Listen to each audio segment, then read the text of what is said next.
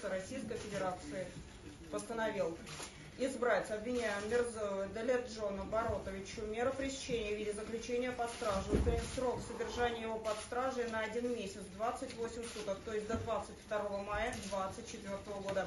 Настоящее постановление может быть обжаловано Московской городской Уголовного кодекса Российской Федерации. Руководство статьей 108 Уголовного процессуального кодекса Российской Федерации постановил избрать обвиняемого Рачабализаде Саида Крами Мурадали меру пресечения в виде заключения под стражу, установить срок его содержания под стражей на 1 месяц, 28 суток, то есть до 22 мая 2024 года. В удовлетворении ходатайства стороны защиты об избрании в отношении обвиняемого Фаридуне Шамсидину меру пресечения в виде заключения под стражу, установить срок содержания его под стражей на 1 месяц, 28 суток, до 22 мая 2024 года.